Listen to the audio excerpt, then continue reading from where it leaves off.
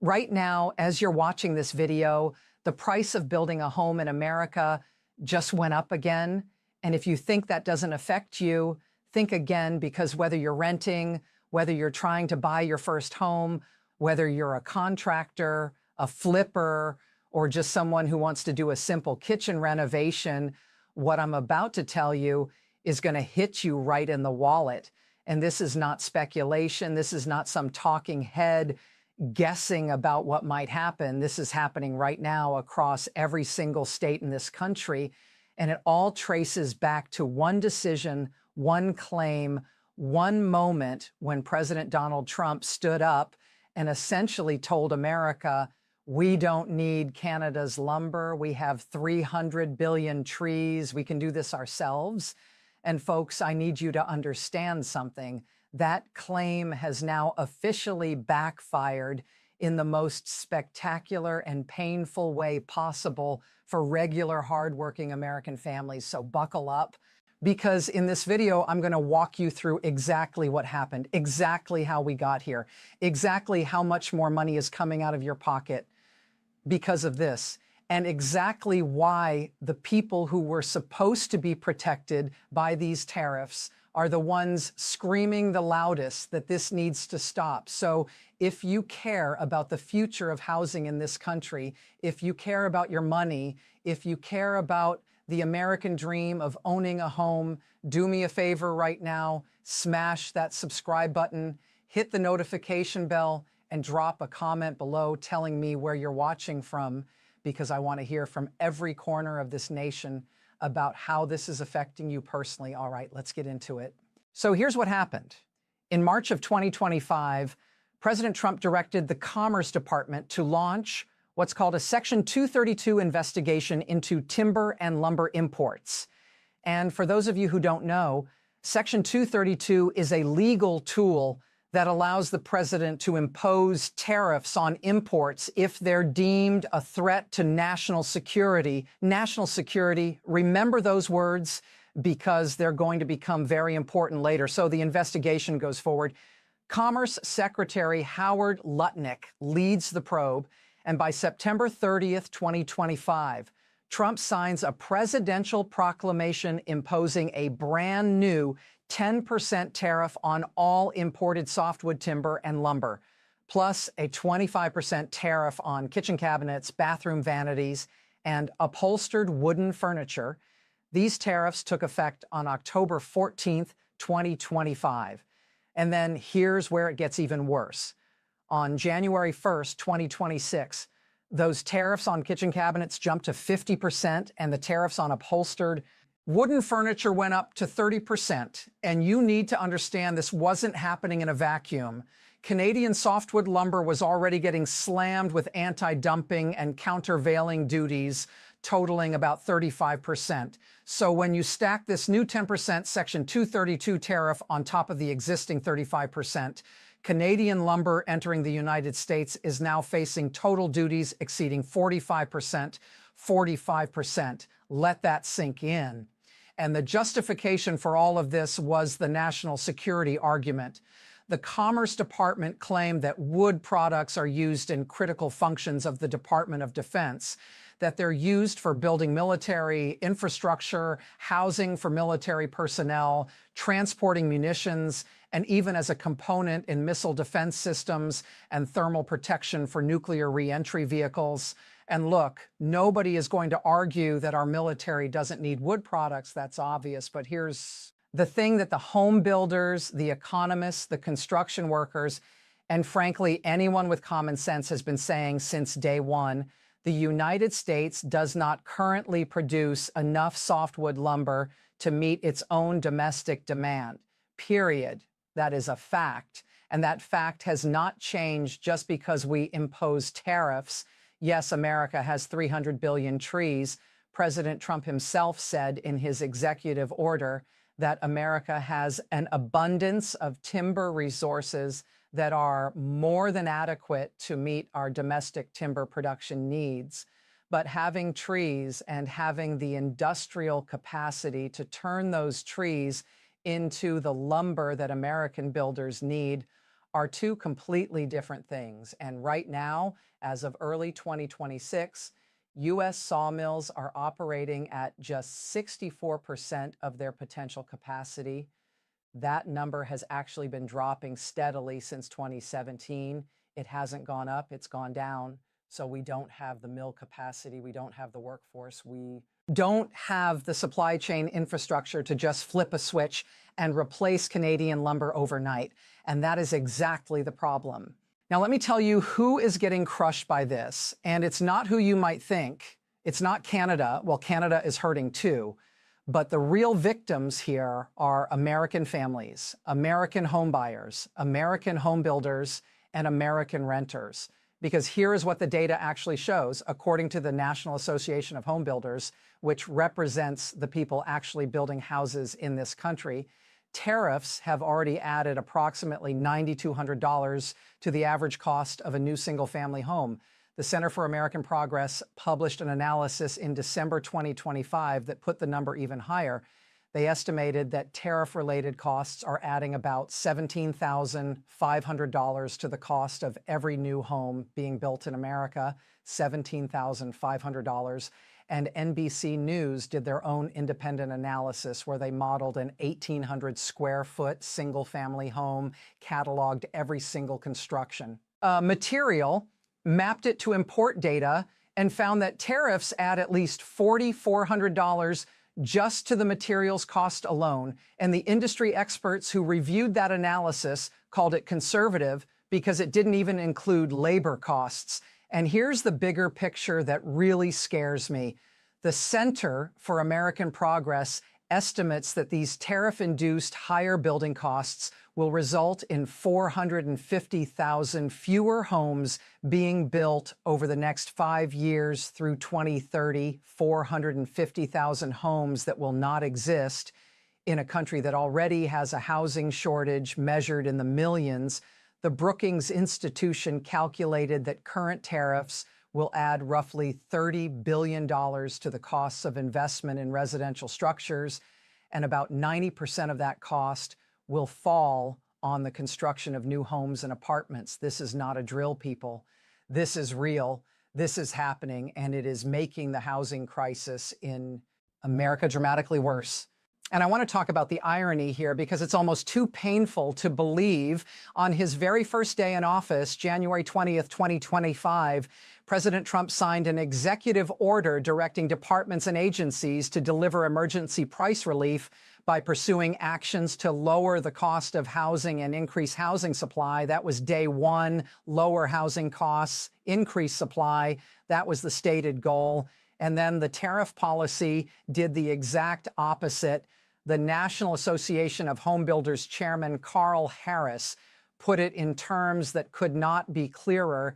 He said, this move to raise tariffs on Canadian and Mexican goods will have the opposite effect of the president's own housing goals. More than 70% of the imports of two essential materials that home builders rely on, softwood lumber and gypsum, which is used for drywall, come from Canada and Mexico, respectively.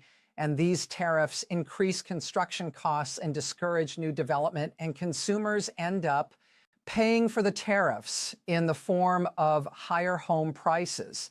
Now, February 20th, 2026, the Supreme Court actually ruled 6-3 that the International Emergency Economic Powers Act, IEPA, does not authorize tariffs, which knocked out a chunk of the broader tariff structure. But here's the thing. The Section 232 tariffs on lumber, they're still standing. Those were imposed under a different legal authority. So the lumber tariffs survived that court ruling. And the Tax Foundation, which has been tracking all of this meticulously, now estimates that the Trump tariffs collectively amount to an average tax increase of about $1,500 per U.S. household in 2026. That's on top of everything else Americans are already paying, on top of already record high home prices, on top of mortgage rates that have made it nearly impossible for first-time buyers to get into the market. Let me bring this down to a personal level so you really understand what this means. In the real world, there was a building materials supplier in Farmingdale, New York, a company called J.C. Ryan. They had a contract to supply wooden doors and frames for an apartment complex in Nassau County. They were getting them from a Canadian company because it cost less than the American equivalent. Half the job was already delivered. But once the tariffs kicked in on the remaining $75,000 worth of materials, the tariff added $19,000 to the at cost total. And after the supplier applied their markup, the customer ended up owing $30,000 more than originally planned. $30,000 on one contract for wooden doors. Or take the story of a contractor in San Diego named Bar Zakhim, who owns a company called Better Place Design and Build that specializes in accessible dwelling units. He said Canada remains the best source for the lumber, but by sticking with imported lumber, he had to raise his prices about 15% compared to a year ago. And he said, quote, "I'm not about to go out of business, but it's looking to be a slow, expensive year for us." And these are real people, real businesses, real Americans who are getting squeezed.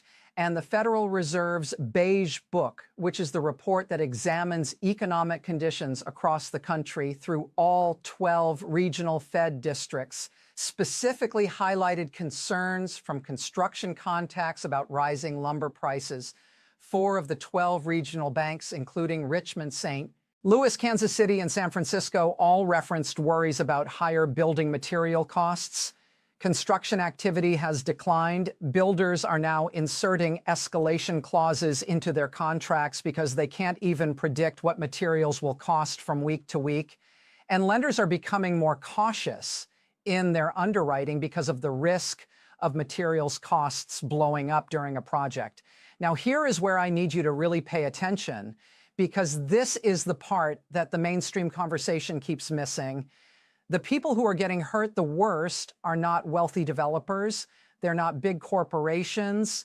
They're the smallest contractors, the local builders, the family-owned construction companies, because the national home builders, the big guys like Toll Brothers and Lennar and DR, Horton, they have long-term supply contracts that insulate them from price shocks, at least for a while.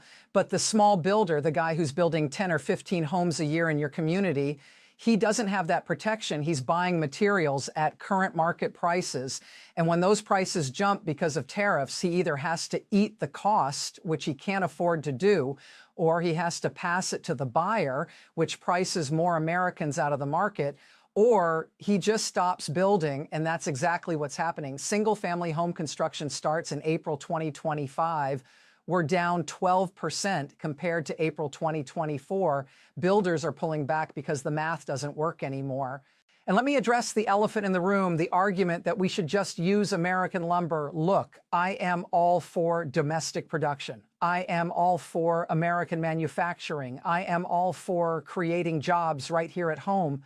But you cannot wish industrial capacity into existence. The United States imports about 1/3 of the lumber it consumes because America does not produce enough.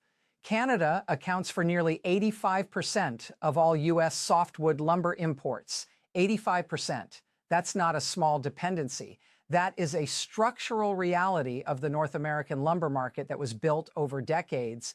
And yes, Trump signed an executive order to expand domestic logging. But experts say it will take years before domestic lumber production can ramp up to meet the needs of American builders. You can't just cut down trees and have lumber tomorrow. You need sawmills. You need workers trained to operate those mills. You need transportation infrastructure. You need drying facilities. You need the entire supply chain. And right now, as I said, American sawmills are running at just 64% capacity, and that number is declining. So in the meantime, while we wait for this domestic production dream to materialize, American families are paying the price every single day. I also want to talk about what Canada is doing in response, because this is important context. Prime Minister Mark Carney announced a major support package for the Canadian lumber and steel industries.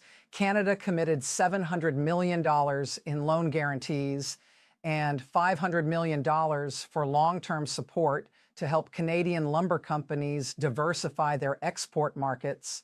Carney was very direct about the situation.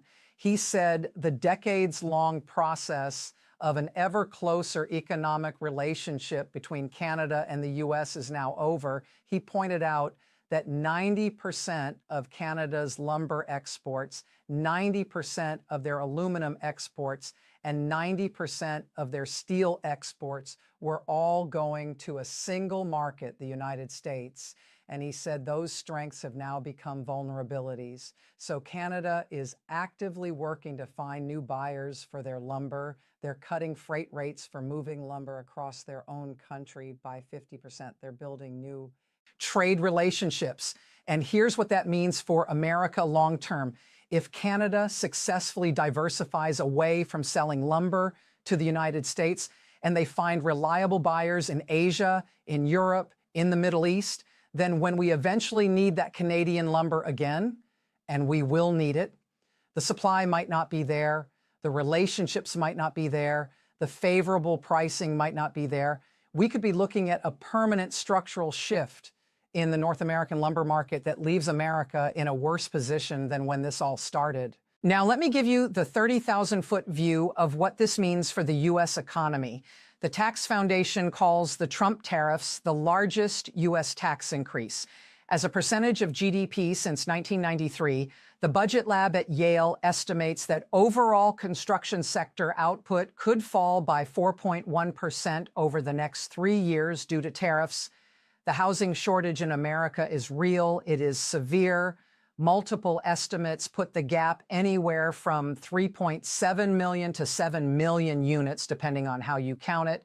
And we are now actively making that shortage worse by making it more expensive to build. So I want to ask you something, and I mean this genuinely. Does this make sense? Does it make sense to claim you want to lower housing costs on day one of your presidency and then impose tariffs that the National Association of Home Builders, the Brookings Institution, the Center for American Progress, Yale's Budget Lab, and every major housing economist in the country says will raise housing costs and reduce the number of homes being built? Because I don't think it does.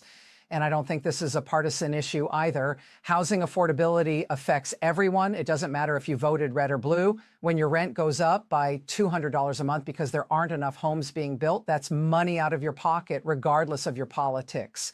And when the dream of home ownership keeps getting pushed further and further out of reach for young Americans, that's a failure that transcends party lines. Hey, if you're still with me this far into the video, first of all, thank you. I truly appreciate you. But second, do me a huge favor and share this video with someone who needs to see it. Share it with that friend who's been trying to buy a house. Share it with that family member who's been complaining about how expensive everything is. Share it with anyone who cares about the future of this country, because the more people understand what's actually happening with these tariffs, the more pressure there will be on policymakers to fix it. And while you're at it, if you haven't already, hit that subscribe button and that notification bell so you never miss another video like this one. Now, let me close with this because I think it's the most important point of all. The Brookings Institution said it best when they wrote that the Trump administration's recent tariff actions expose a growing contradiction. On one hand, at every level of government, there are efforts underway to lower the cost of housing and expand supply, from the expansion of the low-income housing tax credit to block grants that support housing and zoning reforms, to infrastructure investments designed to encourage new construction. And on the other hand, tariffs on the very materials required to build new homes are cutting against all of those efforts, adding costs and slowing production. And if the administration truly aims to make housing more affordable, then trade policy needs to support housing policy, not work against it. And that's not my opinion. That's the conclusion of some of the most respected economic institutions in the country. So here's where we stand in early 2026. Canadian softwood lumber faces total duties exceeding 45%. The Supreme Court struck down IEEPA tariffs, but Section 232 lumber tariffs remain in effect. Kitchen cabinet tariffs have jumped to 50%. Furniture tariffs are at 30%. An estimated 450,000 fewer homes will be built over the next 5 years. Because of these costs, The average new home costs anywhere from $9,200 to $17,500 more because of tariffs. The housing shortage is getting worse, not better, and American families and small builders are bearing the brunt of all of it. And the promised ramp up of domestic lumber production has not materialized in any meaningful way because expanding an entire industry doesn't happen overnight, no matter how many executive orders you sign. America, we need to talk about this. We need to be honest about this. The claim that we don't need Canada's lumber has been tested by reality, and reality has delivered its verdict. We do need that lumber. And until we have a real plan to replace it, these tariffs are not protecting us, they're punishing us. That is the truth. That is the real breaking news. And I hope this video helped you understand exactly what's at stake. I'm going to keep covering this story as it develops because it is far from over. So make sure you're subscribed, make sure those notifications are on, and I'll see you in the next one. Take care of yourselves out there, America.